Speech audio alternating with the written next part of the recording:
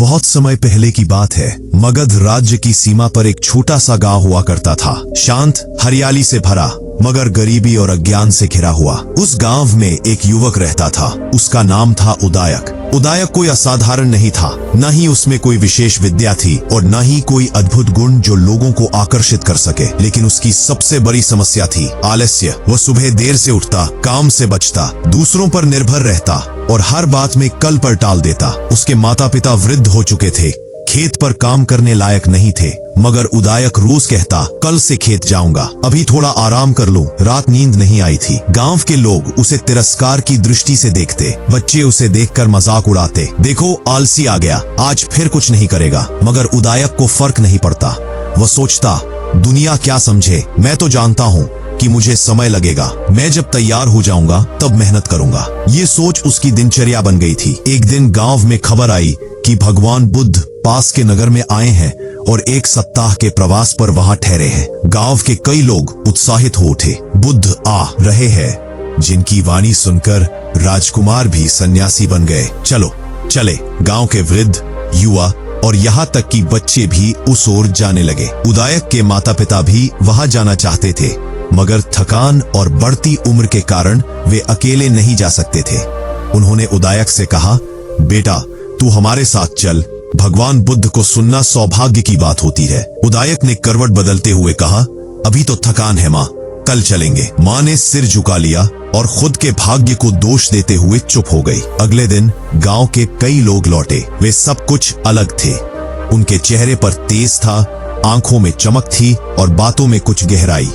एक युवक बोला, बुद्ध कहते हैं, जो स्वयं अपने लिए नहीं जागता उसे कोई भी जगा नहीं सकता। एक वृद्ध बोले, मैंने जीवन में पहली बार जाना कि दुख का कारण हमारी अपनी दृष्टि है। उदायक चुपचाप यह सब सुनता रहा, लेकिन मन में हलचल हुई। उसने सोचा, ऐसा क्या बोल दिया उस सन्यासी ने कि सब लोग बदल गए। वह रात को लेटे लेटे यही सोचता रहा। सुबह उठते ही उसने माँ से कहा, मैं आज बुद्ध को सुनने जाऊंगा। माँ की आंखों में उम्मीद की चमक आ गई, मगर वह कुछ नहीं बोली, सिर्फ उसके माथे पर हाथ फेर कर बोली, जाओ बेटा, शायद अब सही वक्त आ गया है। उदायक जैसे तैसे चलकर नगर पहुंचा। वहां का दृश्य अलौकिक था। एक बोधि वृक्ष के नीचे शांत मुद्रा में बैठे भगवान बुद्ध, चारों ओर अनुयायी और एक अजीब सी शांति पूरे वातावरण में। बुद्ध बोल नहीं रहे थे, मगर उनकी मौन उपस्थिति में ही कुछ ऐसा था जो भीतर की आवाज को जगाता था।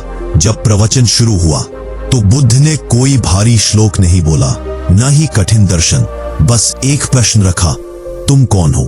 लोग चौंक गए। किसी ने कहा, मैं किसान हूं, किसी ने कहा, मैं व्यापारी हूं, किसी ने कहा, मैं पिता हूं। बुद्ध ने शांत स्वर में कहा, यह सब तुम्हारे कार्य है, मगर तुम कौन हो वह जानना सबसे बड़ा ज्ञान है। उदायक की आंखें खुली की खुली रह गई। उसने पहली बार जीवन में यह प्रश्न खुद से पूछा, क्या मैं सिर्फ एक आलसी हूं? क्या ये मेरी पहचान है? बुद्ध ने आगे कहा, आलस सबसे खतरनाक रोग है। यह शरीर को नहीं, आत्मा को जकड़ता है। जो हर दिन कहता है कल करूंगा, वह कभी आज नहीं जीता। जो अपने मन को जीत नहीं सकता, वह संसार को क्या जीतेगा? इन शब्दों ने उदायक के भीतर कुछ तोड़ दिया। उसे लगा जैसे किसी ने उसकी आत्मा को आईना दिखा दिया हो। प्रवचन के बाद वह बुद्ध के पास गया और हाथ जोड़कर बोला, भगवान, मैं जानता हूं कि मैं बुरा नहीं हूं, मगर मैं कुछ भी नहीं कर पाया अब तक। हर बार आलस मुझे रोक लेता है। मैं हर दिन खुद से झूठ बोलता हूं कि कल करूंगा, मगर कल कभी आता ही नहीं। बुद्ध ने उसकी आंखों में देखा। वहां पश्चाताप था, मगर साथ ही साहस की एक चिंगारी भी। बुद्ध बोले, जलता हुआ दीपक कभी यह नहीं सोचता कि हवा है या नहीं, वह जलता है क्योंकि वह जलने के लिए ही बना है। तू भी इसी जीवन के लिए बना है। उठ, जाग और आलस से लड़। याद रख, आलसी व्यक्ति दिन में सोता है और जागता भी है तो पछतावे के अंधेरे में। उदायक ने वही प्रण लिया, मैं अब कल नहीं कहूंगा, बस आज करूंगा, अभी करूंगा। बुद्ध ने उसे विनयपूर्वक देखकर कहा, आलस्य के विरुद्ध युद्ध सबसे कठिन होता है, क्योंकि यह शत्रु तुम्हारे भीतर है और भीतर का युद्ध शांति से नहीं, जागरूकता से जीता जाता है। उदायक ने उसी दिन से अपनी जीवन दिशा बदल दी। उसने सबसे पहले अपने घर लौटकर माता पिता से क्षमा मांगी, फिर सुबह जल्दी उठना शुरू किया, खेत पर जाना शुरू किया और दूसरों की मदद करना शुरू किया। पहले लोग हंसे, बोले आज ही निकला है ध्यान से, 2 दिन में फिर सो जाएगा। लेकिन जब उन्होंने देखा कि उदायक अब वाकई बदल गया है तो आश्चर्य करने लगे। दिन बीते, महीने बीते, उदायक की आंखों में अब नींद नहीं, उद्देश्य होता। जहां पहले वह हर बात टालता था, अब वह सबसे पहले खड़ा होता। जो लोग कभी उसकी आलसी छवि से नफरत करते थे, अब उसी से सलाह लेने लगे थे। एक दिन गांव में एक छोटा बालक उदायक के पास आया और बोला, भैया मैं हर बार सोचता हूँ कि सुबह पढ़ूंगा, मगर मेरी नींद नहीं खुलती, क्या मैं भी बदल सकता हूँ? उदायक मुस्कराया और बोला, बिल्कुल, मगर याद रख, सबसे पहले अपने भीतर के आलसी से लड़ना सीख, बाकी सब आसान हो जाएगा।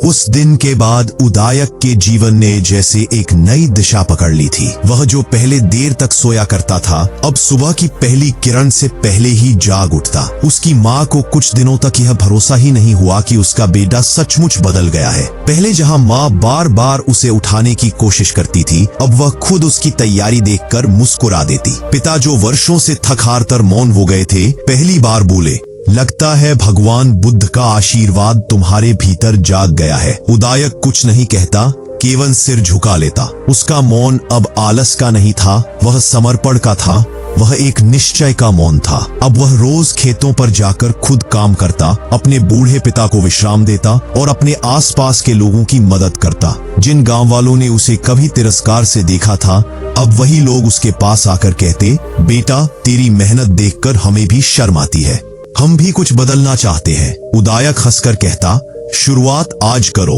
अभी करो, कल कभी नहीं आता। यह वाक्य धीरे धीरे पूरे गांव में एक मंत्र की तरह फैल गया। कुछ बच्चे जो पहले उदायक को देखकर हंसते थे, अब उसकी ओर श्रद्धा से देखते। एक दिन गांव का एक बुजुर्ग व्यक्ति उदायक के पास आया और बोला, बेटा तूने हमारी आंखें खोल दी, तेरे जैसा आलसी अगर बदल सकता है तो हम क्यों नहीं? उदायक ने उसका हाथ थामा और कहा, मैं नहीं बदला हूं बाबा, मेरे भीतर का डर हारा है। आप भी अपने भीतर के डर और आलस से एक बार लड़िए, फिर देखिए जिंदगी कैसे बदलती है। अब वह न केवल काम करता, बल्कि गांव के बच्चों को पढ़ाने भी लगा। शाम को वह खेत से लौटकर सभी बच्चों को अपने आंगन में बैठाकर अक्षर, गणित और जीवन की बातें सिखाता। बच्चे उसे गुरु भैया कहने लगे थे। वह कभी किसी को डांटता नहीं, बस मुस्कुराकर एक ही बात दोहराता, आलस सिर्फ शरीर का नहीं, मन का होता है और मन को शिक्षित करने के लिए प्रेम चाहिए, क्रोध नहीं। उसकी मेहनत और सेवा देखकर गांव के मुखिया ने भी उसे बुलाया और कहा, उदायक तू आज इस गांव का सबसे बड़ा उदाहरण बन गया है। मैं चाहता हूं कि तू पूरे गांव के बच्चों को सिखाए, क्या तू तैयार है? उदायक ने हाथ जोड़कर कहा, यदि ये सेवा है तो मैं हर दिन तैयार हूँ, लेकिन मैं चाहता हूँ कि केवल बच्चे ही नहीं, बड़ों के लिए भी कुछ हो। एक ऐसी जगह जहां हम सब मिलकर अपने भीतर के आलस्य और अज्ञान से लड़ सके। मुखिया को यह बात जंच गई। उन्होंने गांव के पंचायत भवन को हर रविवार ज्ञान सभा के लिए खोल दिया। वहां उदायक छोटे छोटे किस्से सुनाता, जिनमें बुद्ध की बातें होती, आत्मनिरीक्षण होता और जीवन का बोध होता। एक दिन सभा में उसने एक दीपक लेकर सबके सामने रखा। दीपक जल रहा था। उसने सबको कहा, इस दीपक को देखिए, ये जलता है क्योंकि यह जलने के लिए बना है। यह नहीं सोचता कि तेल कितना है, हवा कितनी है, अंधेरा कितना है। यह सिर्फ अपना धर्म निभाता है। वैसे ही हम सबको अपनी रोशनी जलानी होगी, भले ही कोई देखे या न देखे। सभा में सन्नाटा था। लोग भीतर से हिल चुके थे। कुछ महीनों में उदायक का नाम आसपास के गांवों में भी फैल गया। लोग उससे मिलने आते, उसके विचार सुनने आते और धीरे धीरे वह एक आलसी लड़का अब एक प्रेरणा का केंद्र बन गया था। एक दिन गांव में एक युवक आया। उसका नाम था विराज। वह पढ़ा लिखा था, शहर से लौटा था, लेकिन उसमें घमंड था। वह उदायक की सभा में आया और बोला, तो तुम वो हो जो बच्चों को उपदेश देते हो? मैंने सुना था कि तुम कभी खुद सबसे बड़ा आलसी हुआ करते थे, अब संत बन गए। सभा में थोड़ी खुसर फुसर शुरू हुई। लोग चुप हो गए। सबने सोचा कि शायद उदायक बुरा मान जाएगा, लेकिन उदायक मुस्कुराया और बोला, हाँ मैं वही हूँ, और शायद इसी वजह से मैं आज तुम्हें ये कह सकता हूँ कि कोई भी व्यक्ति बदल सकता है अगर वह खुद को देखने का साहस कर ले। विराज ने कटाक्ष से कहा, तो क्या तुम सोचते हो कि तुम अब बुद्ध बन गए हो? उदायक का चेहरा शांत था। उसने उत्तर दिया, नहीं, मैं केवल वो हूँ जो अब कल पर नहीं टालता, और जिसने एक बार भी खुद से जीत ली हो वो किसी को भी प्रेरणा दे सकता है। बुद्ध बनने के लिए नहीं, अपने भीतर के अंधकार से लड़ने के लिए। सभा में तालियां बजने लगी। उस रात उदायक ने अपने पिता से कहा, पिताजी, मैं एक बार फिर बुद्ध को मिलना चाहता हूं, उनके चरणों में धन्यवाद देना चाहता हूं जिन्होंने मेरी आंखें खोली। पिता बोले, जरूर बेटा, अब तू जहां जाएगा लोग समझेंगे कि तू खुद में प्रकाश लेकर चला है। अगली सुबह उदायक अकेले यात्रा पर निकल पड़ा। वह वही नगर था जहां पहली बार उसने बुद्ध को देखा था। वहां पहुंचकर उसे पता चला कि बुद्ध अब कुछ दूर एक बाग में ठहरे हैं। वह नंगे पांव धूप में पसीने से भीगता हुआ उस बाग की ओर चल पड़ा। उसकी आंखों में श्रद्धा थी, उसका चेहरा तपस्या जैसा शांत था। जब वह वहां पहुंचा तो देखा बुद्ध वृक्ष के नीचे ध्यानस्थ बैठे हैं। वह कुछ क्षण तक वही खड़ा रहा, फिर धीरे धीरे आगे बढ़ा और उनके चरणों में बैठ गया। बुद्ध ने अपनी आंखें खोली, कुछ पल उसे देखा और फिर मुस्कुराए। उदायक ने कहा, भगवान, आपने कहा था कि आलस सबसे बड़ा रोग है। अब मुझे समझ आया कि वह रोग भीतर छुपा रहता है, और जब तक हम उसे पहचान नहीं लेते तब तक वह हमारे जीवन को निगलता रहता है। बुद्ध बोले, तुमने स्वयं के आलस को पहचाना, इसलिए तुम आज यहां हो। जो बाहर की दुनिया जीतना चाहता है उसे पहले अपने भीतर के शत्रु को पहचानना होता है, और आलस्य, मोह, भय ये सबसे पुराने शत्रु है। उदायक ने पूछा, भगवान, क्या यह परिवर्तन स्थायी है? क्या एक बार जागा हुआ मन हमेशा जागा रहता है? बुद्ध बोले, जागना एक क्षण का होता है, मगर जागते रहना साधना है। हर दिन हर पल खुद को देखना, संभालना, यही तप है, और यही जीवन की वास्तविकता है। उस दिन उदायक ने बुद्ध के चरणों में बैठकर ध्यान किया। उसका मन निश्चल था, उसकी सांसें लय में थी, और उसके भीतर पहली बार गहराई से मौन उतरा। उसे लग रहा था जैसे अब जीवन का अर्थ केवल कुछ कर दिखाने में नहीं, बल्कि हर क्षण को जागरूक होकर जीने में है। पंत।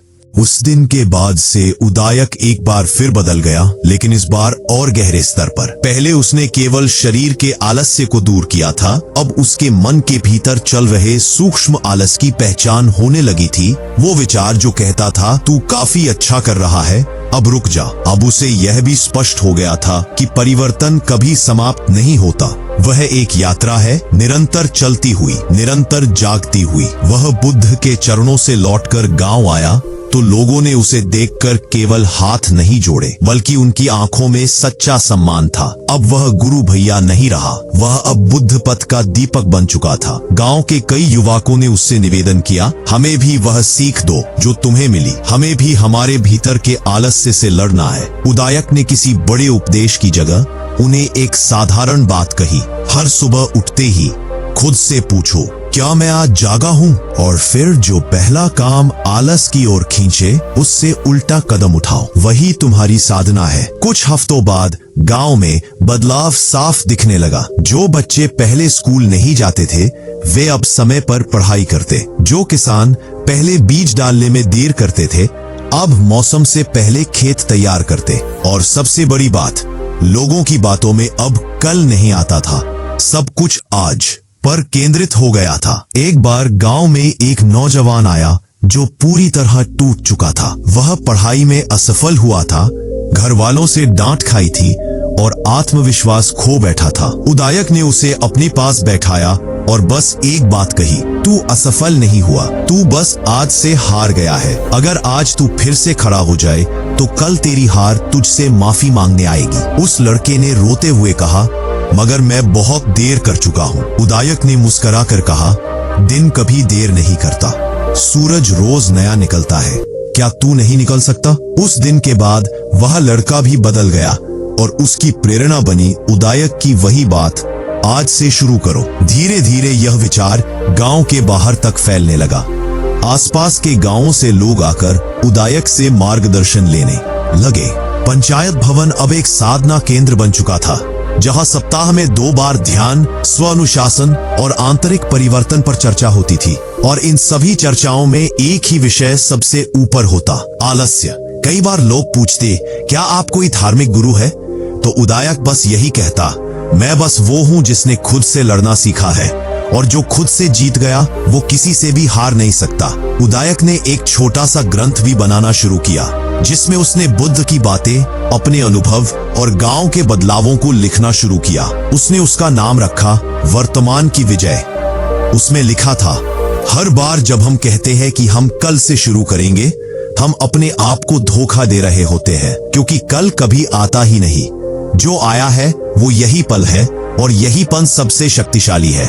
वर्ष बीते, उदायक अब अधेड़ हो चुका था, मगर उसके चेहरे पर वही चमक थी जो पहले दिन बुद्ध को देखकर उसके भीतर जगी थी। गांव अब एक शिक्षित, अनुशासित और समर्पित समुदाय बन चुका था। जो जगह पहले आलस्य, गरीबी और निराशा से भरी थी, अब वहां से युवा निकलकर शहरों में नौकरी करते, शिक्षक बनते, समाज सेवक बनते, और सब अपने अपने क्षेत्र में एक ही बात कहते। हमारे गांव का दीपक उदायक था, जिसने हमें सिखाया कि आलस सबसे बड़ी रुकावट नहीं, सबसे पहली चुनौती है, जिसे पार करते ही बाकी रास्ते खुलने लगते हैं। एक दिन जब उदायक की उम्र 70 वर्ष से ऊपर हो चुकी थी और वह एक नीम के पेड़ के नीचे बैठा था, तो एक बच्चा उससे पूछ बैठा, दादाजी, क्या अब आप थक गए हैं? उदायक ने उसकी मासूम आंखों में देखा और हंसते हुए कहा, बिल्कुल नहीं। जब तक सांस है तब तक काम है, और जब तक काम है तब तक आलस को हराना है। वह बच्चा कुछ समझ नहीं पाया, लेकिन मुस्कुरा दिया। वह रात जब चांद आसमान में पूरे यौवन पर था, उदायक ने आखिरी बार अपने मन में बुद्ध का चेहरा देखा, शांत, सरल और प्रकाशमान। उसने आंखें बंद की और एक गहरी सांस ली। उसे कोई पछतावा नहीं था, कोई अधूरापन नहीं था। उसने जो जाना था वही जिया था। उसने जो सीखा था उसे बांटा था। सुबह गांव के लोगों ने देखा कि उदायक अब नहीं रहा, मगर कोई रो नहीं रहा था। सब शांत थे, क्योंकि उन्हें पता था वह व्यक्ति चला गया, मगर जो प्रकाश उसने जलाया था वह अब हर घर, हर मन में जल रहा है। किसी बच्चे ने दीवार पर लिखा, उदायक मर नहीं सकता, क्योंकि जिसने खुद को जगा लिया वो हमेशा जागृत रहता है।